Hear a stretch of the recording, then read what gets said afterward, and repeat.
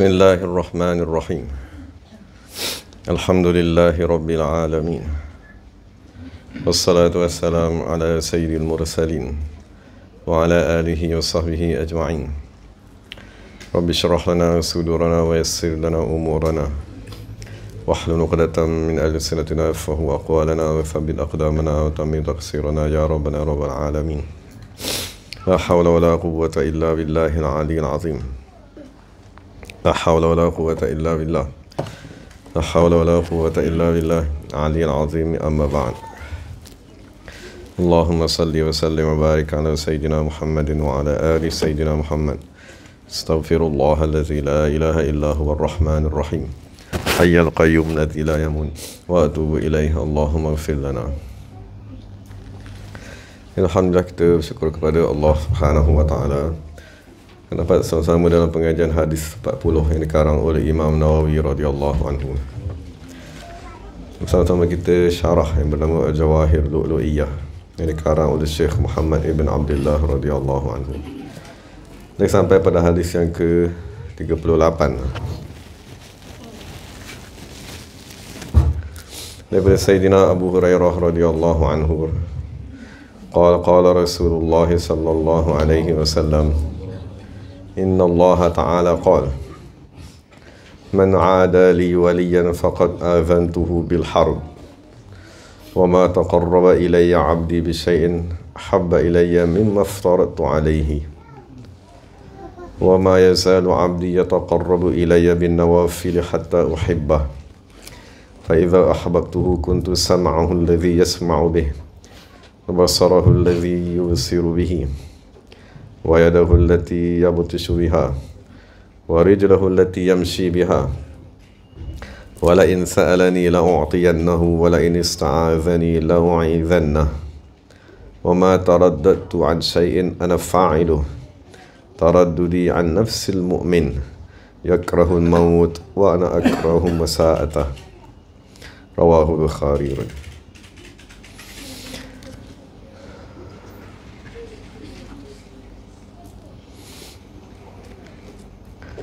Hadis diriwayatkan oleh imam ataupun diriwayatkan oleh sahabat radhiyallahu anhu yang bernama Imam Abi Hurairah. Dari riwayat hidup Sayyidina Abu Hurairah telah dinyatakan sebelum ini. Dan dalam hadis ini Rasulullah SAW bersabda, sesungguhnya Allah Ta'ala berfirman. Jadi difahami daripada lafaz tersebut bahawa hadis ini ialah hadis qudsi, yang maknanya datang daripada Allah Subhanahu wa taala dan lafaznya datang daripada Nabi Muhammad sallallahu alaihi wasallam. Jadi Allah Subhanahu wa taala berfirman, Man 'ada li waliyan, siapa yang menjadikan waliku sebagai musuhnya. Dalam satu riwayat yang lain, siapa yang menghina wali Allah, menyakitinya, menyebabkan dia tadi marah, menyakiti dengan perbuatan ataupun dengan perkataan. Dan dalam riwayat Imam Ahmad, Man azalla li waliyan, siapa yang menghina wali Allah Subhanahu wa taala. Jadi asal lafaz hadis ni ialah Man ada waliyan li. Jadi lafaz li tadi dia sepatutnya berada di belakang lafaz waliyan. Dan i'rab ni ialah sifat kepada wali. Wali kainan lillahi ta'ala, atau makhsusan lillahi ta'ala. Jadi siapa yang memusuhi wali Allah Subhanahu wa ta'ala. Jadi apabila dalam hadis ni sifat apabila diletakkan di hadapan mausuf yang nakirah, maka sifat tidak akan bertukar menjadi hal. Apabila dia menjadi hal, maka dia menjadi qaid kepada amil, lafaz ada tadi. Jadi dalam syarah dinyatakan seolah-olah Allah nak bagi tahu siapa yang memusuhi wali daripada sudut kewaliannya, maka orang itulah yang akan binasa. Tapi kalau seseorang yang bergaduh dengan wali tersebut daripada sudut perniagaan ataupun daripada sudut adik-beradik, rumah tangga dan seumpamanya, maka itu tak termasuk di dalam hadis yang dinyatakan oleh Rasulullah SAW. Jadi permusuhan tersebut daripada sudut dia tadi diutuskan oleh Allah Subhanahu wa taala untuk menyebarkan agama Islam, untuk menghidupkan sunnah Nabi, untuk menghidupkan hati-hati manusia, lalu ada manusia yang memusuhinya, maka permusuhan secara khusus daripada sudut kewalian itulah yang akan dijanjikan dengan kebinasaan daripada Allah Subhanahu wa taala. Lafaz wali yang dinyatakan dalam syarah ni huwal arifu, ialah orang yang mengenali bima yajibu lillah, perkara yang wajib bagi Allah, perkara yang harus, perkara mustahil. Orang yang berkekalan melaksanakan ketaatan, orang yang menjauhi maksiat, orang yang berpaling daripada tenggelam dalam kelazatan yang harus, seperti berluas pada kelazatan makan, minum, pakaian dan seumpamanya. Dan dalam syarah dia kata fala yakunul waliyu illa aliman. Jadi itu ta'rif. Ta'rif wali dinyatakan oleh syarah, penulis syarah tersebut. Jadi dia kata fala yakunul waliyu illa aliman. Tidak adalah wali tersebut melainkan orang yang dikurniakan dengan ilmu daripada Allah Subhanahu wa taala. Maksudnya dikurniakan ilham, kefahaman di dalam hatinya. Maka oleh sebab itu dikatakan mattakhadallahu min waliyyin jahil. Allah tidak akan menjadikan seseorang wali tersebut jahil. Walau ittakhadhahu la'allamahu. Sekiranya Allah Ta'ala melantik seseorang menjadi wali, Allah Ta'ala akan mengajarkan kepadanya. Wala yakunu illa amilan bi'ilmihi. Dan wali tersebut tidak akan berlaku melainkan dia ialah seorang yang beramal dengan ilmunya. Jadi dalam kitab ni dinyatakan satu kisah daripada Imam Abu Yazid Al-Bastami radhiyallahu anhu. Dia berkata, sekiranya kamu memandang, kamu melihat kepada seorang yang dikurniakan dengan pelbagai keramat, sehingga dia tadi boleh bersila di udara, fala taqtadu bihi, jangan sekali-kali kamu menjadikan dia contoh ikutan. Sehingga kamu melihat kepada orang tersebut, bagaimana kamu mendapatinya di sisi perintah Allah dan larangan Allah, memelihara had-had daripada Allah dan adab-adab syariat. Jadi kalau orang tadi memelihara perintah Allah, syariat dan seumpamanya, barulah kamu boleh menjadikannya qudwah. Jadi diriwayatkan bahawa sesungguhnya Imam Abu Yazid Al-Bastami dia mendengar satu orang lelaki yang masyhur dengan kewalian dan zuhud. Maka dia pun pergi menziarahi orang tersebut dengan anak-anak muridnya. Maka dia masuk kepada orang tadi dan orang tadi sedang berada dalam masjid. Maka dia melihat orang yang dia nak ziarah tadi itu mengeluarkan kahaknya ke arah kiblat. Maka Syekh Abu Yazid Bastami tak bagi salam pun pada orang tersebut, dan dia berkata kepada anak-anak muridnya, irji'u, balik-balik, dia kata, sesungguhnya Allah Subhanahu wa taala tidak menjadikan orang ini amanah terhadap satu adab daripada adab-adab syariat. Maksudnya kita tak dibenarkan meludah ke arah kiblat. Maksudnya Nabi kata kalau kamu nak meludah ke belah kiri. Jadi dia kata dalam satu adab daripada adab-adab syariat, maka dia ni tak amanah, dia tak boleh menjaga. Fa kaifa ya'taminuhu, jadi bagaimanakah Allah nak melantiknya sebagai orang yang memegang amanah ala asrarihi, ke atas rahsia-rahsia Allah Subhanahu wa taala. Jadi itu sebabnya kalau kita tak berlatih di awal tarekat menjaga adab, menjaga lidah, menjaga percakapan, menjaga rahsia, menjaga alamat, jadi rahsia-rahsia yang lebih besar tidak akan dijadikan kita sebagai pemegang amanah tersebut. Dan dikatakan juga dalam syarah ni, setengah daripada syarat wali Allah Subhanahu wa taala ayyakuna mahfuzan, dipelihara oleh Allah. Sebagaimana syarat Nabi ayyakuna ma'suman, sebagaimana Nabi-Nabi dan Rasul, syarat mereka ialah maksum. Dan dimaksudkan dengan wali tadi dipelihara, ialah Allah memeliharanya daripada berterusan di dalam maksiat. Jadi difahami daripada itu, bukan wali tadi tak buat maksiat. Dia nak buat maksiat, itu takdir yang berlaku ke atas dirinya. Jadi apa maksud dia tadi dipelihara? Maksudnya dia tidak berkekalan di dalam maksiat, bi an yulhimahu taubah, dengan cara Allah mengilhamkan kepadanya taubat. Fayatubu minha fauran, maka dia akan bertaubat daripada dosa tersebut segera. Wal muradu bil fauriyati, dan dimaksudkan dengan segera tadi, annahu yatubu qabla faraghi 6 sa'atin falakiyah.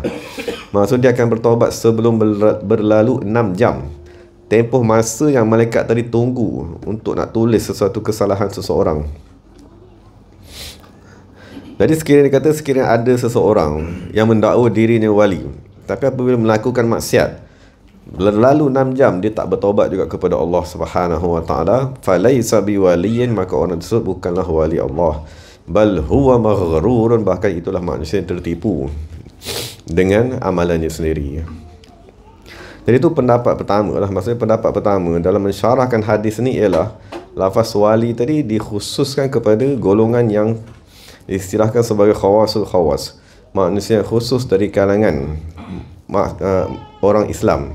Dan diriwayatkan daripada penulis sendiri, iaitu Imam Nawawi radhiyallahu anhu. Dia kata dimaksudkan dengan wali ni ialah al-mu'min, keseluruhan orang yang beriman. Jadi tingkatan dua. Maksudnya kalau kita kata wali yang di atas itu, dia ialah khawasul khawas. Tapi Imam Nawawi dia menjadikan lafaz ni umum. Dia merangkumi orang yang beriman, tingkatan dua, iaitu yang dipanggil sebagai al-khawas. Jadi maksud siapa yang memusuhi waliku ialah man aza mu'minan, siapa yang menyakiti mana-mana orang beriman.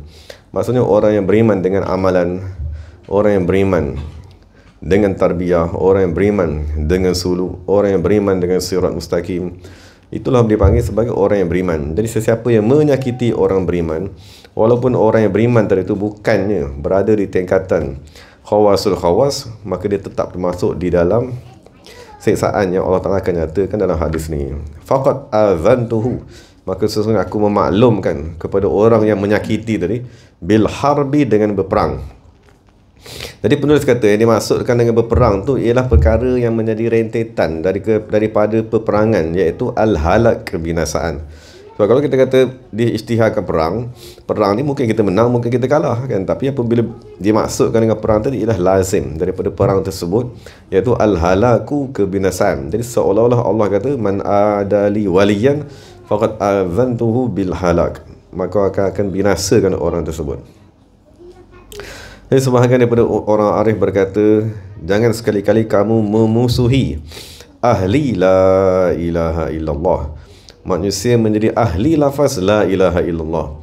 Jadi fahami kenapa orang yang banyak bertahlil, orang yang selalu bertahlil, jangan sekali-kali kita memusuhi mereka. Fa inna lahum minallahi ta'ala al-wilayatal 'ammah, kerana sesungguhnya mereka tadi dikurniakan dengan wilayah secara umum. Hum awliya Allah, mereka tadi ialah wali-wali Allah. Wa in akhtau, sekalipun mereka tadi melakukan kesilapan. Waja'u biqirabil ardi khataya, dan mereka tadi membawa dengan seluas muka bumi tadi dosa-dosa, selagi mana mereka tidak mensyirikkan Allah Subhanahu wa taala, maka Allah Subhanahu wa taala akan mendatangkan keampunan seluas dosa yang mereka lakukan. Dan diriwayatkan daripada Sayyidina Anas radhiyallahu anhu, dia berkata Rasulullah SAW bersabda, man adza mu'minan faqad adzani, siapa yang menyakiti mana-mana orang beriman, maka dia telah menyakitkan daku.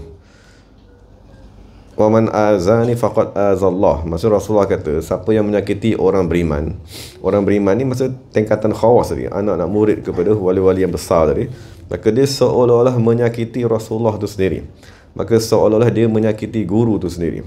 Wa man azani faqad azallah, siapa yang menyakiti daku, menyakiti guru-guru, ataupun kalau di zaman Rasulullah guru itu ialah Rasulullah sendiri, faqad azallah ta'ala, maka sesungguhnya dia telah menyakitkan Allah Subhanahu wa taala. Dan siapa yang mengganggu, menyakiti Allah Subhanahu wa taala, falyatabawwa maq'adahu minan nar, maka ambil tempatnya di dalam api neraka. Dan itu secara ringkas dan syarahan untuk baris yang pertama, man adali waliyan faqad azantuhu bil harb.